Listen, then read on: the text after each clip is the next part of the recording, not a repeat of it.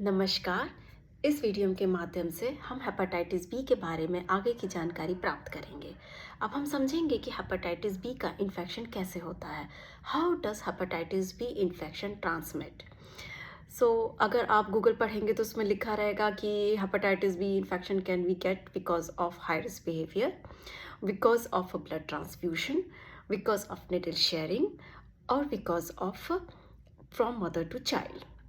अगर हम blood donation की बात करेंगे तो पहले ब्लड डोनेशन कैंप में ब्लड स्क्रीनिंग प्रॉपरली नहीं होती थी। तो उस दौरान अगर कोई donor hepatitis B virus infected था, अगर वो ब्लड का थैला किसी और को चढ़ा दिया जाए तो उसको भी हो जाता था। बट अब हमारे पास काफ़ी हाईटेक टेस्ट अवेलेबल हैं जिसके जरिए हम पता कर सकते हैं कि वेदर ये ब्लड जो है, donated blood, is it infected with hepatitis B और नॉट।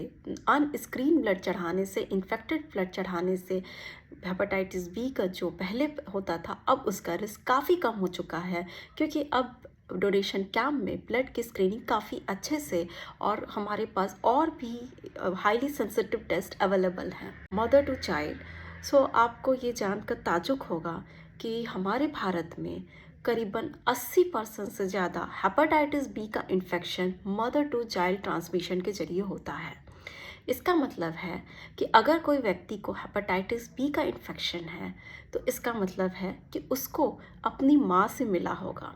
इसका मतलब है कि माँ को इन्फेक्शन होगा और गर्भ अवस्था के दौरान माँ के थ्रू बच्चे को मिला होगा हेपेटाइटिस बी का इन्फेक्शन।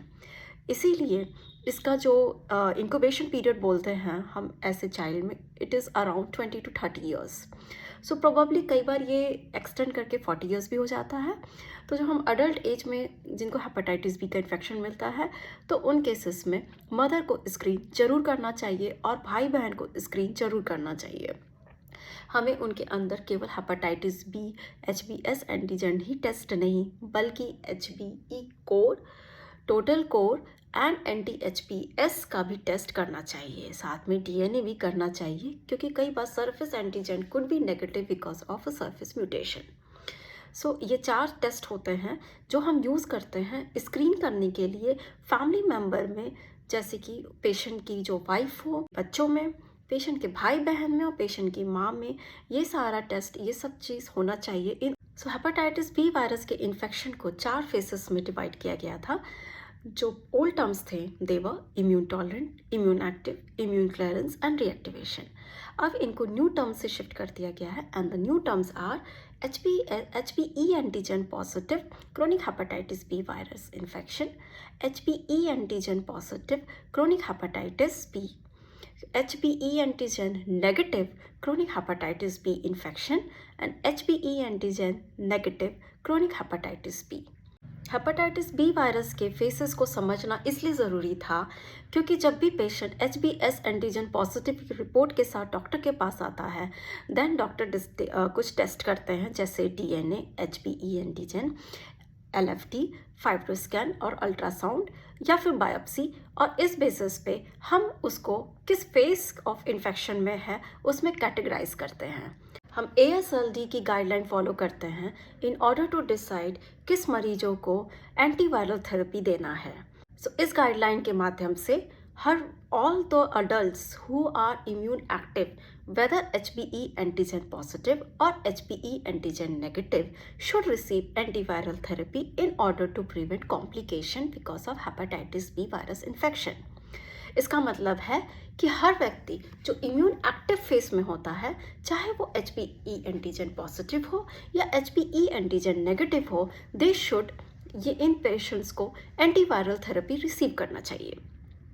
और वो patients irrespective of DNA, irrespective of ALT, अगर वो पेशेंट जिनकी एज ज़्यादा है या जिनके फर्स्ट डिग्री सिबलिंग्स में सिरोसिस या हेपेटाइटिस बी वायरस का इन्फेक्शन की वजह से कैंसर हुआ है, ऐसे व्यक्तियों को भी ट्रीटमेंट रिसीव करना चाहिए। वो व्यक्ति जिनको एक्स्ट्रा हेपेटिक मैनिफेस्टेशन है या ट्रीटमेंट पहले ले चुके हैं और उनको फिर से आया है, तो ऐसे व्यक्तियों को भी हेपेटाइटिस बी का ट्रीटमेंट दिया जाता है। इसलिए अगर आपको ये जो डिसीजन लेना है हेपेटाइटिस बी वायरस का ट्रीटमेंट का, this has to be taken by the doctor. तो हम हेपेटाइटिस बी वायरस के इन्फेक्शन को स्क्रीन करने के लिए हम HBs एंटीजन टेस्ट करते हैं। तो अगर किसी भी व्यक्ति का HBs एंटीजन टेस्ट पॉजिटिव आता है तो डॉक्टर उनको LFT का एडवाइस करते हैं, जिसमें वो ALT का लेवल देखते हैं। डॉक्टर उनको DNA लेवल का एडवाइस करते हैं, जिसमें DNA कॉपीज़ देखते हैं। साथ में HBe एंटीजन एडवाइस करते हैं, और in order to see structural damage कितना हुआ है लिवर का, उसके लिए डॉक्टर उनको फाइब्रो स्कैन या फिर अल्ट्रासाउंड, और अगर उससे क्लियर ना हो तो लिवर बायोप्सी का टेस्ट एडवाइस करते हैं। और इस सारे टेस्ट को देखते हुए वो फेज डिसाइड करते हैं, और वो डिसाइड करते हैं कि किस पेशेंट्स को एंटीवायरल थेरेपी देना है। सो क्या हेपेटाइटिस बी वायरस अगर इन्फेक्शन हो गया है तो हमारे पास क्या क्या ट्रीटमेंट के ऑप्शंस हैं? सो हेपेटाइटिस बी वायरस ट्रीटमेंट की दवाइयाँ काफ़ी समय से अवेलेबल हैं। इस दौरान हमारे पास बहुत ढेर सारे ऑप्शंस अवेलेबल हैं, और हमारे पास कई नई मेडिसिन्स अवेलेबल हैं जो वायरस के मल्टीप्लिकेशन को काफ़ी अच्छे से कंट्रोल करते हैं एंड फर्दर कैंसर के भी रिस्क को रिड्यूस करते हैं। सो हमारे पास लैमोविडिन, टीनोफोविर, टैफ, एंटिकावीर और भी ढेर सारी मेडिसिन अवेलेबल हैं, बट हम टैफ को, दैट इज़ टीनोफोविर, एल्डाफिनेट को प्रेफर करते हैं। एंटिकावीर ऑल्सो वी प्रेफर। इसलिए अगर किसी पेशेंट का HBs एंटीजन पॉजिटिव आया है तो गूगल से देखकर दवाई ना स्टार्ट करें, क्योंकि ये डॉक्टर का डिसीज़न होता है। वो कई कुछ टेस्ट कराते हैं जिससे वो ये डिसाइड करते हैं कि आप किस फेस में हैं। पेशेंट को देखते हैं, क्लिनिकली एसेस करते हैं, लिवर के फंक्शन को एसेस करते हैं, एक्स्ट्रा हेपाटिक मैनिफेस्टेशन को चेक करते हैं, कैंसर के को स्क्रीन करते हैं, और उसके बाद डिसाइड करते हैं कि किस पेशेंट को कौन सा ट्रीटमेंट देना है और कैसे देना है।